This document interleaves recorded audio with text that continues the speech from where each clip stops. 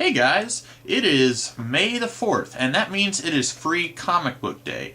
And of course you'll be seeing this the day after May the 4th because, well, I'm going to be uploading this on May 5th, so that's why you're seeing it then. And I got a few comic books for Free Comic Book Day. I didn't get one of everything. I've always felt like you shouldn't get a whole bunch of stuff because there's going to be a whole lot of people there and you want to leave stuff for other people. So I only got maybe 5 or 6 comics for Free Comic Book Day. And then I also got this little Hero Clicks Iron Man figurine. I don't play Hero Clicks, so I don't really know what to do with it, but you know, it's a cool little figurine. I actually had a couple of other Hero Clicks figurines that I also got for free a long time ago at another comic book shop. One of them was a Spider-Man figurine, and I know it broke, and I think I still have the Hulk figurine somewhere, so that's kind of cool. Also, because the comic book shops actually have to pay for the free comics that you are getting for free, I always think it's a good idea to try and buy something there that is not free. So I bought All New X-Men Volume 1, Yesterday's X-Men. Now Bendis, who writes this, Brian Michael Bendis, is very hit or miss for me. Some things he's written I have really hated, and some things he's written and I think he does a pretty good job. I've heard a lot of great things about this and his Uncanny X-Men run, which started a little bit after this, so there wasn't a graphic novel for his Uncanny X-Men. So I got this just to see what's up. Hopefully it's good.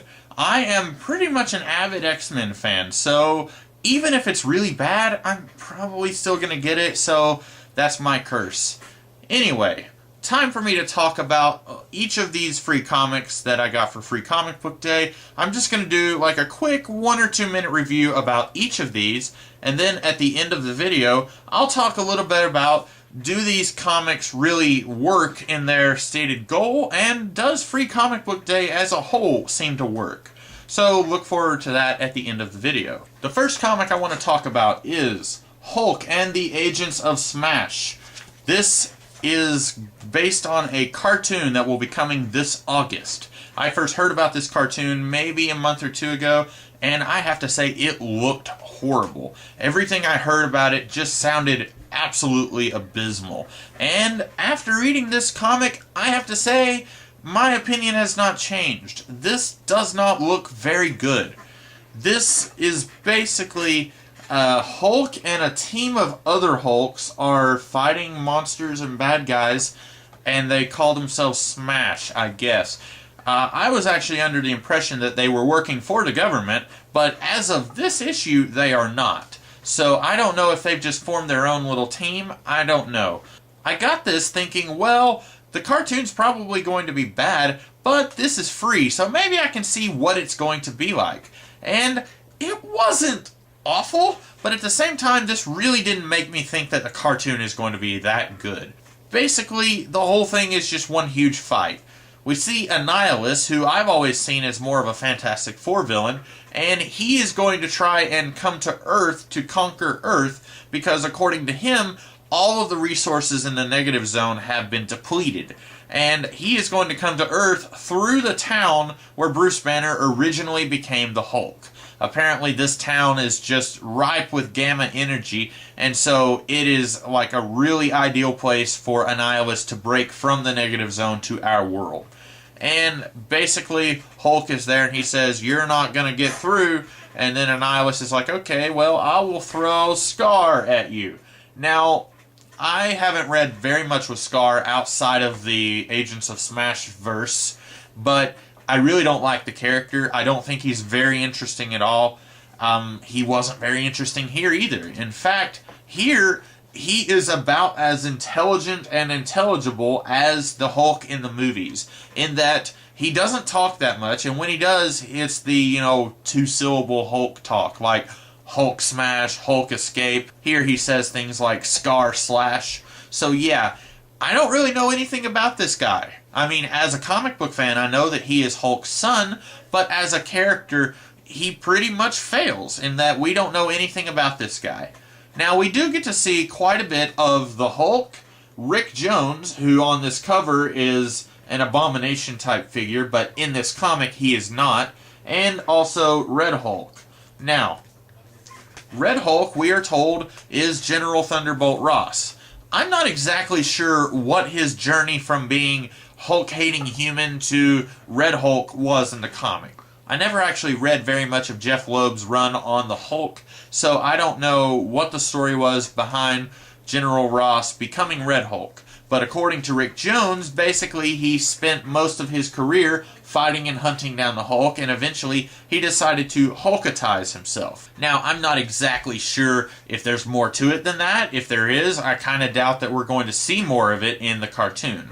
And that's basically this comic book. Red Hulk and Hulk are fighting Scar and trying to stop a Nihilist from invading Earth. There's really not a whole lot else going on here. It's just an extended fight scene.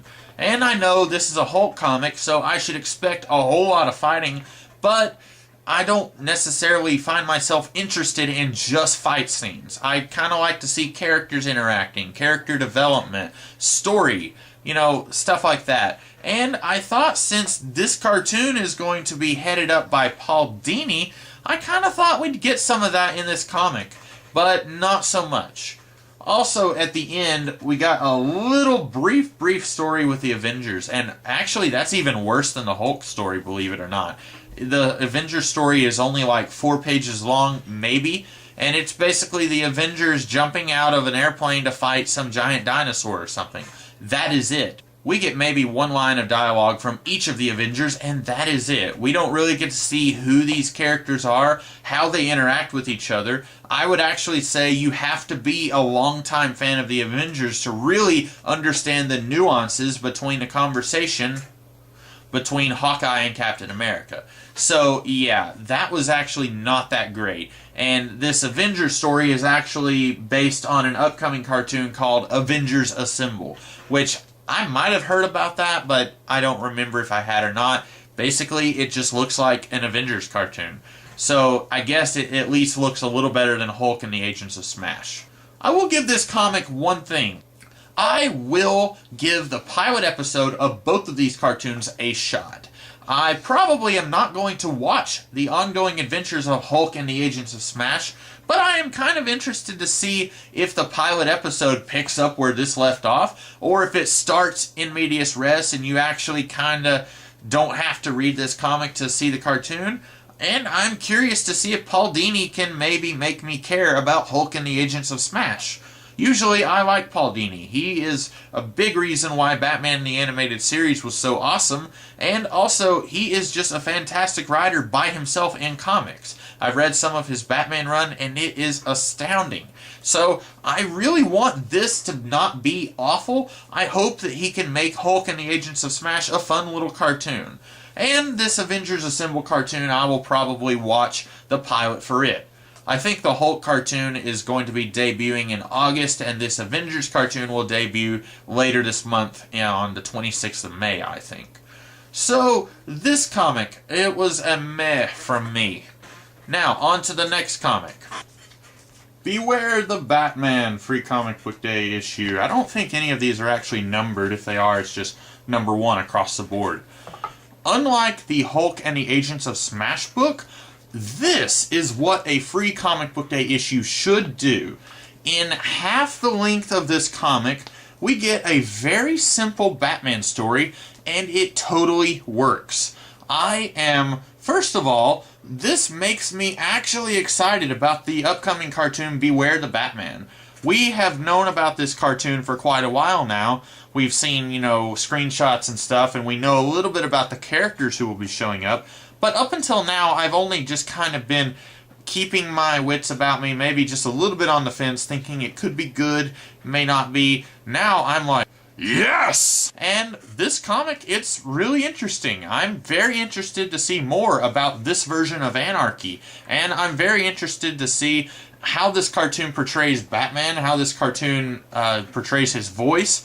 Is he going to be the Bruce Wayne that we know and love? Are we going to see a lot of Wayne Enterprises? I'm very curious to see all of that. This comic doesn't try to do things too complex, and that's kind of the feeling that I got from that Hulk comic. Even though it was basically an extended fight scene, it tries to do too much, and really, when you only have less than a single issue to do the job, you need to just keep it simple stupid, as my creative writing professor used to say. So, not only did I really love the Batman story, but now it has also got me much more pumped for Beware the Batman. And this also has a short Teen Titans Go story. I think it's called Teen Titans Go. I think, maybe? I don't know. I don't know. It's a little bit of a joke there. I had only heard bad things about the most recent version of the Teen Titans cartoon. You see, I was in high school when the original Teen Titans cartoon was airing, and I liked that show for the most part. I wasn't an avid viewer. I watched several episodes, but I didn't watch it all the way through.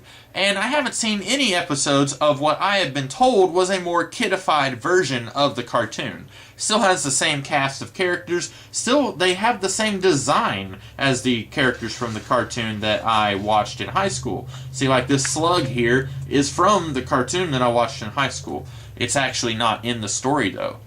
Anyway, this is actually not that bad of a Teen Titans story either. I mean, it doesn't make me want to go and watch that cartoon, nor does it make me want to read the comic based on the cartoon, but it's a very standard and well-done superhero story. And again, I think these free comic book stories really just need to keep it simple. Don't try to do something really complicated and over the top. It most of the time is not going to work out for you. This does have some weird elements where it's like a connect the dot that you can do, or a maze where it's like Robin is trying to find Mumbo. And if I was maybe 6 years old, I would totally be all over that. I would play the connect the dots, I would play with the maze. However, since I am not 6 years old, even though this is a free comic book day issue and it's not going to be worth squat a day from now, I still feel really weird about drawing and writing in my comic books. So that was basically lost on me. But for the most part, this felt a lot like I was watching an episode of the old Teen Titans cartoon. You have Mumbo and you have the Titans chasing him. And Mumbo is altering reality and doing weird things like he always used to do. So this doesn't even really make me feel like this is a brand new version of the Teen Titans. In a lot of ways, it feels like the same old Teen Titans from 5 years ago. So that was a nice little not so much of a shakeup. I was expecting something way out of left field, and I actually got something that wasn't so much out of left field.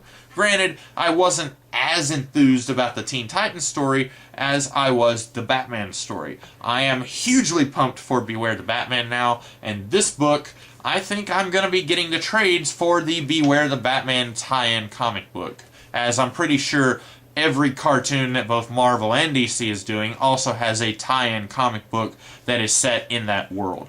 So, yes, good on you, DC, for doing what I feel like Marvel could not. Sorry, Marvel. It is what it is. So, the next comic that I will be reading is Buck Rogers. Now, full disclosure, I did not finish reading this book, and here is why. This, I think, out of all of the Free Comic Book Day issues that I got, is actually the only one that was not produced specifically for Free Comic Book Day. Looky here. These are the original comic strips from the newspaper where Buck Rogers was continuously published for a couple of decades. I say I haven't read this, I read a little bit of it, and then I realized it would take me about an hour to read the whole issue. On the one hand, that's really good. If you happen to pay money for a comic book, you don't want it to feel like you wasted your money and that you could have read that in 2 minutes in the store. So, if I was paying money for this thing, I definitely think I would have gotten my bang for my buck. I've talked before about decompression and how that's really awful, and it's basically just a lazy way for writers to do less work and still get paid just as much money as they would if they were doing the work that they're supposed to be doing. And decompression is basically when you take the events that could happen in a single issue and you spread it out across 3, 4, or 6 issues if you're Brian Michael Bendis. And so, this comic actually goes way in the other direction. This is hyper compressed to the point where you've got 2 complete stories here, and this would probably take something like 2 years to tell if a modern comic book writer was doing it today. Now, a big problem with this is that the panels, they're really kind of small. The words are even smaller. And so if you are interested in reading this, you kind of have to, get really close. Sometimes it's hard to tell which character is talking because these drawings are so small. Now, as someone who likes to draw comic strips, I have learned very quickly that you kind of have to draw things a whole lot bigger than you might like so that you can really get the detail in there, so that you can tell, okay, this character is speaking, that character is speaking. So, on that note, I can kind of sort of see the merit of decompressing a story so that, if you have a panel that takes up a third of the page, then you can tell which character is talking and you don't have to have a magnifying glass to read the words. Now, that's only a very minor complaint about this comic. I will eventually finish reading this. It's just that right now, for the purposes of getting this video done in a timely manner, I wanted to go ahead and skip it and go on to the rest of them, but I still wanted to give my thoughts on this before I, start editing this video. And my thoughts are, well, if you like science fiction from the 1930s, you will definitely love this. Does this get you into Buck Rogers? I would say, if you are interested in getting into the Buck Rogers from the 1930s, yes, absolutely. This gives you two complete stories, and you get a very good idea of what kind of stories Buck Rogers is about. However, where I have issue is the reason that this Buck Rogers Free Comic Book Day issue exists. As far as I can tell, this issue was cobbled together from the remnants of the newspaper comic back in the 30s to advertise for a new upcoming Buck Rogers comic book, written and drawn by Howard Chaykin. Now, in a couple of days, I will be doing a review of a comic book written and drawn by Howard Chaykin. Needless to say, right now, I'm not exactly happy with his work. And I have to say, from what very little I know of his work on The Shadow in the 1980s, Howard Chaykin is not exactly the guy that you want working on an old established character. He's basically the most irreverent writer or artist I can think of that you could put on Buck Rogers. Remember, this is the guy who turned the Shadow into a giant cyborg for, well, no real reason at all. So, is this the comic book that you actually want to be advertising Howard Chaykin's Buck Rogers? Having not seen a single panel from Chaykin's upcoming Buck Rogers comic, I would say no, probably not. Howard Chaykin probably isn't going to do anything like this Buck Rogers. He's probably going to be something entirely so completely divorced from the source material that it might as well be called a brand new thing and just be a creator-owned comic by Howard Chaykin. I also just think, even if Howard Chaykin was a little bit more faithful to the source material, like he wasn't in his Shadow run, well then maybe he should have actually done something for Free Comic Book Day. If you want people to go and read Howard Chaykin's Buck Rogers, then you maybe need to give them a little sample of Howard Chaykin's Buck Rogers. You don't see DC Comics giving us Frank Miller's The Dark Knight Returns and then saying, remember, go watch Beware the Batman on Toon Disney. No, they don't do that because that's stupid. They're apples and oranges. You don't give us one version of Batman and then say, here's another version that you need to go pay attention to. And that's basically what this Buck Rogers comic is doing. The stuff from the 1930s, that is its own entire thing. And I can only imagine that it is so completely and totally not the same thing as what Howard Chaykin will be giving us. So I don't exactly understand the point of giving us this Free Comic Book Day issue. Sure, it takes very little work. You just have to scan the stories from the newspapers and then put it together in comic book form, but it doesn't exactly tell us what we need to know about the upcoming Buck Rogers series. If I was somebody who was just walking into a comic book shop and I saw this and I read it, this would not in any way make me interested to go read the Howard Chaykin stuff. The Strangers by Chris Roberson. I don't actually know who drew this. Someone named Kowalchuk. This comic, simply put, it's awesome. Okay? Basically, it's like a groovy 1960s, a little bit of sorcery, a little bit of aliens, a little bit of spy-fi. It's really, really cool. These guys are kind of like a more out there version of like the Man from U.N.C.L.E. or the Avengers TV series from the 1960s. That sort of genre of storytelling, but amped up to 11. Basically, this is the most fulfilling out of all of the free comic book day issues I got, with maybe the exception of the Buck Rogers issue. Unlike the Batman comic or the Agents of S.M.A.S.H. comic, where both of those were a condensed, truncated story that takes up little less than the entire issue, this one is actually a complete issue. There is no 10 pages of advertisements for other Oni Press stories. This isn't just a sample of what you will get. This is actually the first issue of The Strangers, and it is entirely free. And then it's advertising issue 2 at the end of this book. Does this make me want to read more? Absolutely. I will not be buying the single issues, however, so when this thing comes out in trade, consider this another Oni Press book that I will be getting in trade. It talks about the Sixth Gun here in the back. If you haven't been reading that series, shame on you, and you can go and pick up the 4 trade paperbacks that are currently available. So yeah, I can't say enough good things about this book. Oh, and apparently in the world of The Strangers, instead of the Beatles, there's a band called the Scarabs. You do know that in my own comic strip, Chronicles of the Broken Sword, I had a band called the Scarabs that was slyly referenced by one of the characters. Chris Roberson, you're shaking my confidence daily. What are you doing to me? I did that Scarabs thing first.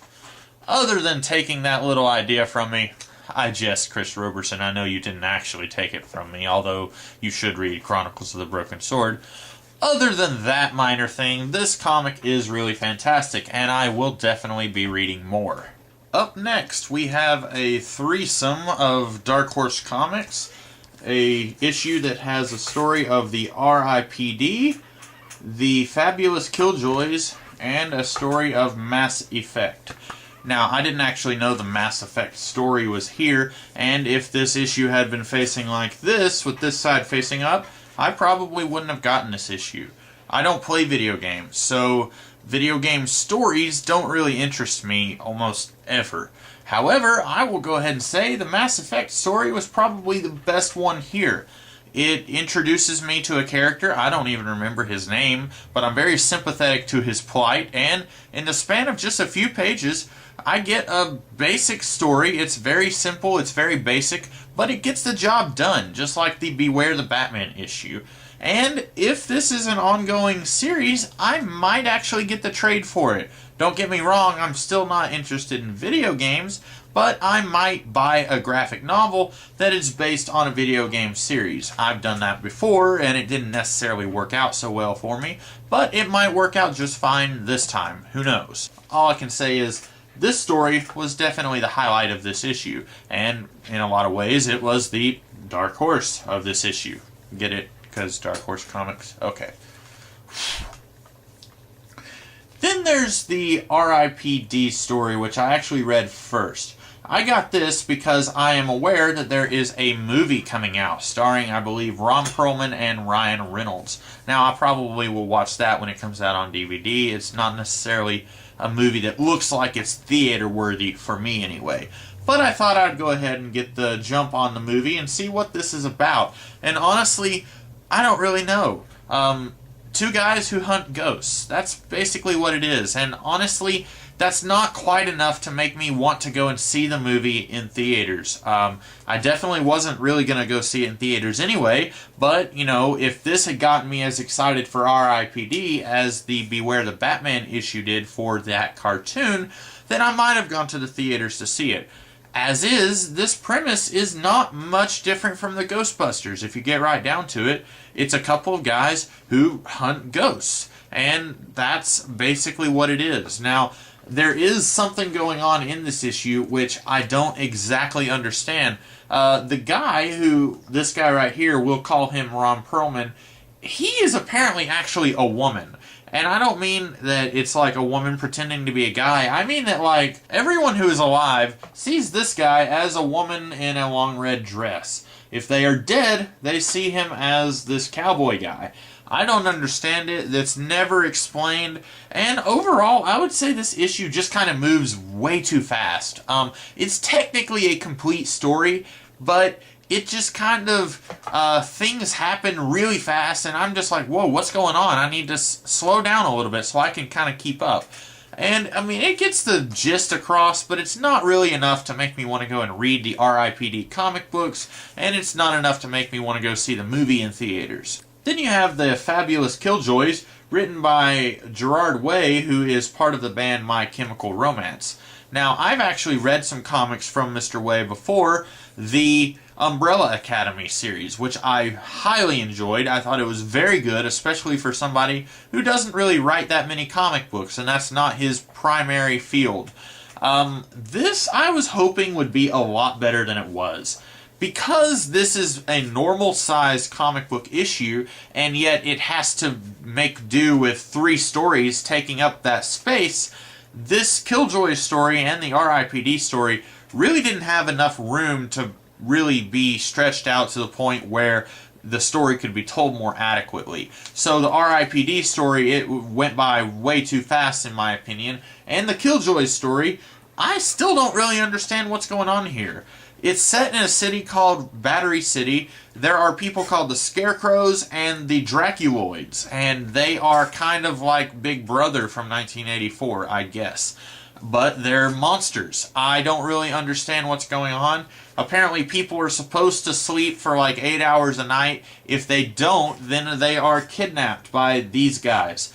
That's really all I got from this. Just a little snippet from this world. I don't know who the main character is from this series. I don't know who I'm supposed to be focused on in this short story.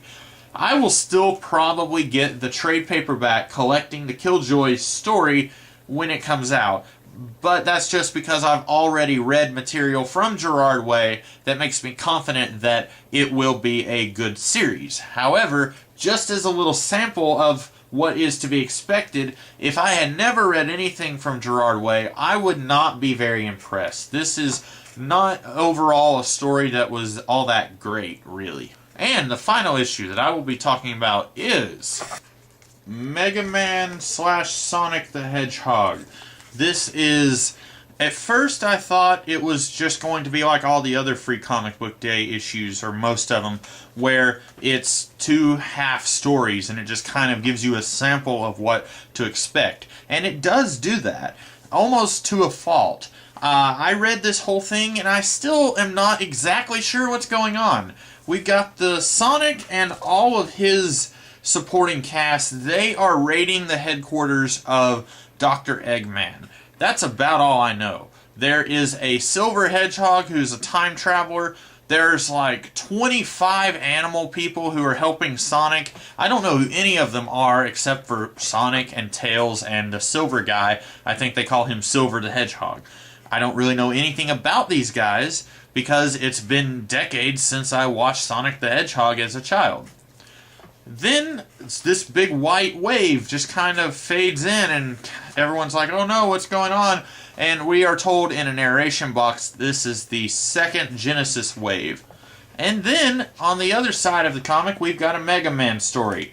This one is much simpler, but even this, I don't really come away from this knowing a whole lot about the world of Mega Man. Mega Man has had a birthday, and then somebody called Breakman is trying to stop his birthday party, and then Mega Man chases him. There's a big fight on a roof, and then just when Mega Man is about to find out who Breakman is, the Genesis wave comes by. So this is, I guess, showing us the beginning of a crossover between these 2 worlds. It is called When Worlds Collide, or just Worlds Collide, I guess. That sounds like a really cool idea. If I read Mega Man and Sonic the Hedgehog, I would be much more thrilled about this. And in fact, if I read Sonic and Mega Man, I would probably be much more thrilled about this anyway. However, as a sample, as something to try and get me into these 2 worlds, it doesn't really work because I come away from this knowing about as much as I did before this issue. All this really tells me is that there's going to be a crossover between these 2 series. I didn't know that before, I do now. I don't really know much more about the world of Sonic the Hedgehog or the world of Mega Man. So on that regard, it basically fails. So that's all the issues that I got today at Free Comic Book Day. Now I want to talk a little bit about, is Free Comic Book Day an event that actually works? I would say, no, not really. On the one hand, there was a guy at the shop today who came in, he got one of everything that was free, and then he left. He didn't buy anything. And on that regard, I think that every year Free Comic Book Day is like that. You have people who somehow hear about this, they go to the comic book shop that celebrates Free Comic Book Day, and then they get the free stuff, and then you never see them for another year. Then they come back, they get more free comics, and then they leave. And these people, sometimes they're under the impression that these comic books are going to be worth something someday. Maybe they think they can put their kid through college. Well, sadly, that just doesn't work anymore. You can't put your kid through college on comic books that you actually pay money for, much less something that you didn't pay anything for. And as I said earlier, the comic book shops are actually having to pay for these issues. And that I just don't think is really a system that works very well. If you have the retailers buying these issues and then they are giving them away, and then people are coming in, taking the free product, and then they leave, never to be seen again for another year, I don't really see that the comic book shops are making much money off of this. In fact, it seems to me that they lose money.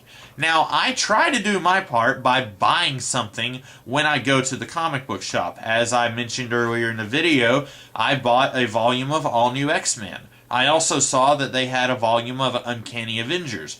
Probably next week I'm going to go back to the comic book shop and get that volume of Uncanny Avengers. I kind of wish I had gotten it today, but I will get it sometime next week.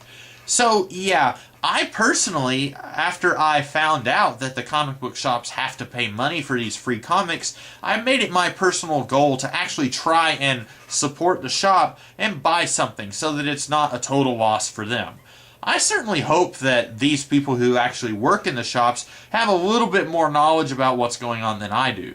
But me, just looking at it with my own observer's eyes, it looks like that every year at Free Comic Book Day, you have a whole bunch of people come in and they get free comics, but they're not going to come back and buy comics on a weekly or even monthly basis. And that's despite the fact that many of these comics, much like the Sonic/Mega Man one, or the Strangers one, or the Beware the Batman or Hulk Agents of Smash, even though those comics are very much set up in a way to make you want to go and buy or watch more of the adventures of these characters, I just don't see these people actually going and doing that. At least not in a comic book shop. They might go to Books A Million and buy a book with the Hulk or something like that, but I just don't see them supporting the comic book shop, which is where you're going to have Free Comic Book Day. And that's a shame, I think.